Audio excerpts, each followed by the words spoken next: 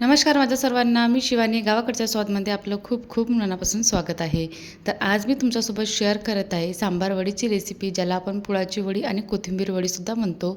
सर्व ठिकाणी वेगवेगळ्या पद्धतीने नाव दिलं जाते, पण खायला अतिशय टेस्टी आणि मस्तपैकी क्रिस्पी मसालेदार असते ही, आणि बनवणं पण मला आवडते आणि खायलासुद्धा जास्त प्रमाणामध्ये आवडते. कोणत्याही स्नॅक्सपेक्षा सांबार वडी कधी पण फेवरेट आहे माझी.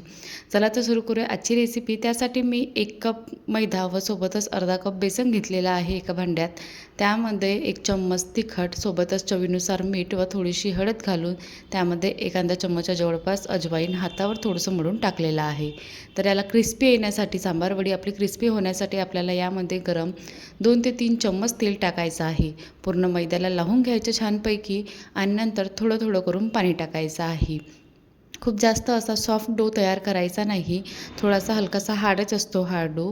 अशा प्रकारे डो तयार करून झाला की याला 10 मिनटं आपल्याला रेस्ट करायला ठेवून द्यायचं आहे. तोपर्यंत बाकीचं जी प्रोसेस आहे मसाला बनवण्याची ते करायची आहे. त्यासाठी मी कढाईमध्ये अर्धा कप शेंगदाणे भाजून घेतलेले आहे. अगोदरच मी हे शेंगदाणे भाजले होते, बट एकदा आणखी तुम्हाला दाखवण्यासाठी मी एकदा आणखी अर्धा कप शेंगदाणे भाजून गेले थोडेसे, आणि नंतर थंड होईपर्यंत सांबार चिरून घेतलेला आहे. तर काय करायचं, बाजारातून सांबार विकत आणला की त्याचे पानं जे देठं असते ना जाडवाले, ते नाही घ्यायचे. जे कोवरे देठं असले ना तरी चालेल, आणि सोबतच पानं वगैरे घ्यायचे, तोडून घ्यायचं. नंतर स्वच्छ पाण्याने 2-3 धुवून घ्यायचं, आणि पूर्ण पाणी निथळेल बा असं टोपलीमध्ये ठेवून द्यायचं. नंतर बघू शकता किती छानपैकी असा खुला झालेला होता हा सांबार. तर मी अर्धा किलोच्या जवळपास घेतलेला होता. नंतर याला बारीक बारीक कापून घ्यायचा आहे. छानपैकी कापून झाला की एका प्लेटमध्ये त्यालाही ठेवून द्यायचं साईडला. आणि आपल्याला जे भाजलेले शेंगदाणे आहे त्याचे फूल काढून घेतले मी थोडे, आणि काही असेच ठेवले. त्याला दरदर असं वाटून घ्यायचं आहे. छानपैकी याला मिक्सरमध्ये वाटून झालं की यालासुद्धा साईडला ठेवायचं. सोबतच मी मुगाची, बिना फुलाची मुगाची डाळ आहे ना, ती भिजायला ठेवली होती 2 तासच्या जवळपास असंच, आणि ती छानपैकी भिजलेली आहे. तर तिला 2-3 पाण्याने धुवून घेतली. आता मी हे सुरुवातीला अर्धा कप घेतली होती, पण फुगल्यानंतर ती भिजल्यानंतर छानपैकी 1 कपच्या जवळपास झालेली आहे, आणि त्यातलं पूर्ण पाणी काढून घेतलं होतं. नंतर तिला मिक्सरच्या पॉटमध्ये टाकून दरदर असं पल्स मोडवर वाटून घ्यायचं आहे. वाटताना यामध्ये पाणी वगैरे घालण्याची बिलकुल आवश्यकता नाही. असंच दरदरं पल्स मोडवर वाटलं की बरोबर ते होऊन जाते. खूप जास्त फाईन पेस्ट करण्याची सुद्धा आवश्यकता नाही आहे. नंतर आपल्याला हाच एक मसाला आहे ज्याच्याने सांबार वडी खूप छान असते. तुम्ही मुगाच्या डाळीच्या ऐवजी चण्याची डाळसुद्धा घेऊ शकता. नंतर मी कढाईमध्ये 2 चम्मच तेल टाकून त्यामध्ये जी बारीक केलेली डाळ आहे ना ती टाकायची आहे, आणि हिला कंटिन्यू मीडियम टू लो फ्लेमवर आपल्याला परतवत राहायचं आहे. जोपर्यंत डाळीमधलं मॉइश्चर, जे ओलसरपणा आहे ते पूर्णपणे निघून नाही जाईल इतपत आपल्याला हिला अलटवत पलटवत असंच करत राहायचं आहे. कारण की थोड्या वेळाने बरोबर ही अशी पूर्ण सुटसुटीत अशी खुली होऊन जाते, मस्तपैकी अशी मोकळी डाळ तयार होऊन जाते. यासाठी आपल्याला ही कंटिन्यू याला असं परतवत राहायचं आहे. ह्या डाळीनी आणि चण्याच्या डाळीनी, दोनपैकी एकही कोणत्याही डाळीनी जी सांबार वडीची टेस्ट आहे ना, बाइंडिंग आहे ती छान येते, आणि मस्तपैकी अशी मसालेदार छान वाटते. आता बघू शकता अगोदरपेक्षा जी डाळ आहे ना ती छानपैकी अशी मोकळी झालेली आहे, आणि ऑलमोस्ट आपली डाळ ही तयार होत आलेली आहे. तर आता याला मी आणखी एखादा मिनटं परतून घेतलं, आणि बघू शकता की ती छानपैकी अशी सुटसुटीत अशी मोकळी डाळ तयार झालेली आहे. तर हिलासुद्धा थंड होण्यासाठी मी साईडला ठेवलं, आणि आत्ता आपल्याला मेन मसाला बनवायचा आहे, जो आपल्याला सांबार वडीमध्ये फिलअप करायचा आहे. त्यासाठी कढाईमध्ये 2 ते 3 चम्मच तेल टाकायचं. त्यामध्ये मोहरी, जिरं, थोडीशी हिंग टाकायची, आणि सोबतच जेवढ्या प्रमाणामध्ये मिरच्या आवडत असेल ना तेवढ्या टाकायच्या.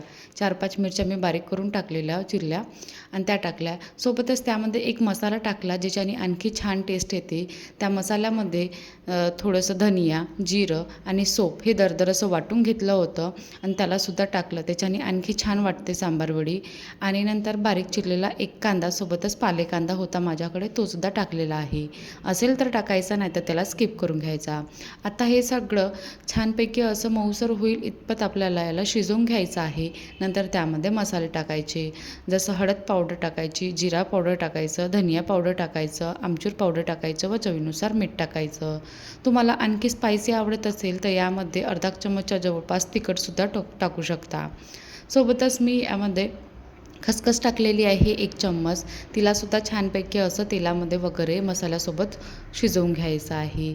नंतर मसाला छानपैकी शिजला की यामध्ये बारीक केलेला शेंगदाण्याचा कूट सोबतच खोबऱ्याचा किससुद्धा टाकायचा आहे. तुम्ही ठोकर किंवा बारीकवाला खोबरा किस कोणतं पण घेऊ शकता आणि आवडीनुसार टाकू शकता. नंतर जी भाजलेली डाळ होती तीसुद्धा टाकायची आहे आणि हे सगळा मसाला एकत्र करून छानपैकी असा मिक्स करून तयार करून घ्यायचा आहे. यावेळेस गॅसची फ्लेम ही ज्या टायमाला आपण मसाले टाकतो ना, हळद, मीठ वगैरे त्याच टायमापासून आपल्याला गॅसची फ्लेम ही लो ठेवायची आहे आणि याला लो फ्लेमवरच असंच परतवत राहायचं आहे. तर याला 1-2 मिनटानंतर थोडासा कलर चेंज झाला बघू शकता. तर यामध्ये आपल्याला नंतर चिरलेला कोथिंबीर टाकायचा आहे. तर थोडा करून कोथिंबीर टाकायचा, एकसाथ बिलकुल टाकायचा नाही, नाहीतर मिक्स करताना बरोबर मिक्स करता येत नाही. आपण थोडा टाकला की थोडासा मऊसर झाला की बरोबर थोडीशी जागा आणखी तयार होते कढाईमध्ये आणि आपल्याला दुसरा कोथिंबीर जो चिरलेला आहे तो टाकण्यासाठी जागासुद्धा मिळते.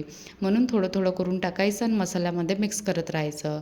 तर अशा प्रकारे मी बाकीच्या पण कोथिंबीर टाकून घेतला आहे आणि त्यालासुद्धा छानपैकी असं मिक्स करून घेतलेलं आहे.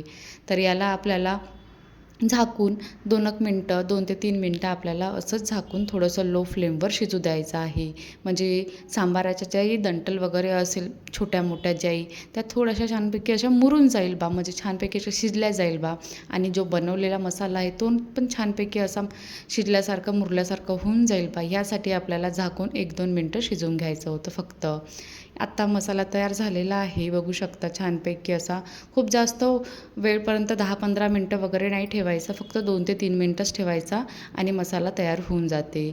मसाला तयार झाला की त्याला थंड होण्यासाठी साईडला ठेवून द्यायचं आणि जो सुरुवातीला बनवलेला गोळा होता त्याला एकदा आणखी हाताने मऊसर मळून घ्यायचा.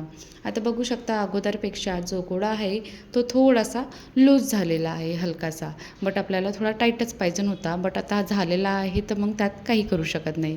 तरीसुद्धा सांबार वड्या खूप छान बनलेल्या होत्या. तर खूप जास्त नाही झाला होता, सॉफ्ट हलकासा झाला होता फक्त. तर नंतर काय करायचं, जेवढ्या आकाराच्या तुम्हाला म्हणजे सांबार वड्या बनवायचा असेल ना, तेवढ्या आकाराचा गोळा घ्यायचा.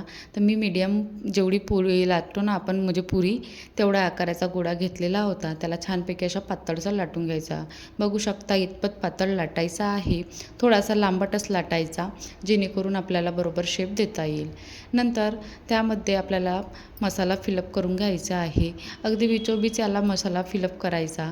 करताना बरोबर त्याला असं सेट करून घ्यायचं आणि नंतर आपल्याला त्याच्या साईडनी, पोळीच्या साईडने आपल्याला थोडंसं हलकं पाणी लावून घ्यायचं आहे. पाणी लावून झालं की एका साईडने फोल्ड करायचं, नंतर दुसऱ्या साईडने सुद्धा फोल्ड करायचं आणि ज्या साईडने आपल्याला पॅक करायचं आहे ना, त्या साईडला अगोदर थोडंसं आणखी पाणी लावून घ्यायचं. नंतर जी त्याच्या अपोजिटची साईड आहे तिला असं थोडं टाईटली पकडायचं आणि बरोबर असं चिपकवून आपल्याला रोल करत न्यायचा आहे, जेणेकरून इझिली चिपकेल बा, यासाठी आपल्याला ते सुरुवातीला ज्या बाजूने पॅक करायचं आणि त्या बाजूने पाणी लावावं लागते. तर अशा प्रकारे एक बनवून दाखवली, मी तुम्हाला दुसरीसुद्धा बनवून दाखवते. एक पोळी लाटून घ्यायची पातळसर छानपैकी, त्यामध्ये मसाला बरोबर बिचोपीच असा फिलअप करायचा, बरोबर सेट करून घ्यायचं. नंतर त्याच्या साईडने आपल्याला पाणी लावून घ्यायचं आहे. थोडं करून पाणी लावायचं आणि नंतर ज्या साईडने फोल्ड करायचं आहे ना, त्या साईडने सुद्धा पाणी लावायचं. ऑलमोस्ट 4ही साईडने लावल्यासारखं लावलेलं आहे मी पाणी, बट तुम्ही 3 साईडने किंवा 4 साईडने सुद्धा लावू शकता. अशा प्रकारे दोन्ही फोल्ड केल्या की मी यासाठी ह्या साईडने पाणी लावलं की आता जेव्हा फोल्ड केलं मी, तेव्हा चिपकवायला बरं होईल बा आणि जी शेवटची आहे ना तिथे पण छानपैकी इझिली चिपकेल बा, ह्यासाठी मी 4ही साईडने पाणी लावून घेतलं होतं. नंतर आता बनवून झालेले आहे आणि तेलसुद्धा छानपैकी असं गरम झालेलं होतं. मीडियम फ्लेमवर आपण ज्यावेळेस बनवत राहतो ना, सांबार वड्या भरत राहतो ना, त्यावेळेसच काही मीडियम फ्लेमवर तेल गरम करायला ठेवून द्यायचं. म्हणजे जोपर्यंत बनत आहे तोपर्यंत तेलसुद्धा छानपैकी असं गरम होऊन जाते. तर बनवून झाल्यानंतर मीडियम फ्लेमवर गरम केलेल्या तेलामध्ये मी सांबार वड्या टाकल्या व त्याला पलटवत छानपैकी अशा शिजवून घ्यायच्या आहे. गॅसची फ्लेम ही अगदी लो किंवा खूप जास्त हाय बिलकुल नाही ठेवायची. हाय ठेवली तर करपून जातील आणि लो ठेवली तर बरोबर शिजणारसुद्धा नाही आणि फुटल्यासारख्यासुद्धा होईल. म्हणून मीडियम फ्लेमवरच करायचं आणि छानपैकी असा ब्राउनिश गोल्डन कलर येईल इतपत आपल्याला याला फ्राय करून घ्यायचा आहे.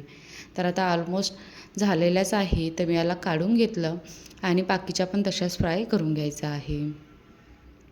बघू शकता किती छानपैकी असा क्रिस्पी दिसत आहे.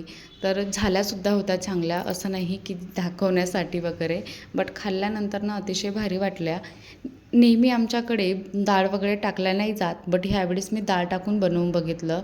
त्याच्याने आणखी टेस्ट छान वाटली मला खायला, म्हणून तुम्हाला मी सजेस्ट करते की तुम्हीसुद्धा डाळ टाकून एकदा करून बघाल आणि खाऊन बघाल. अतिशय भारी वाटेल तुम्हाला पण.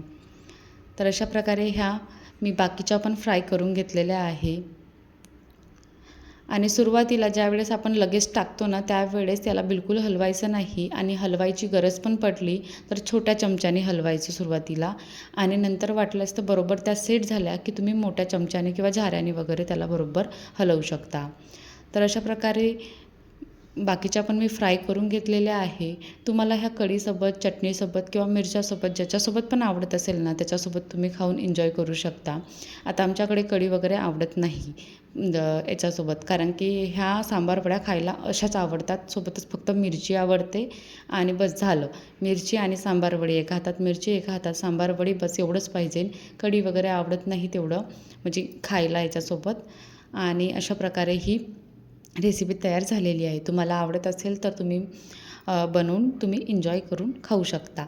तर अशा प्रकारे ही रेसिपी तयार झालेली आहे सांबार वडीची आणि पुळाची वडी म्हणू शकता याला. तुम्ही कोथिंबीर वडीसुद्धा म्हणू शकता. आणि आवडली असेल रेसिपी तर बनवून बघा आणि माझ्या चॅनेलला सबस्क्राईब करायला विसरूच नका. अशाच रेसिपी बघत राहा, एन्जॉय करत राहा. चला तर टेक केअर, बाय बाय.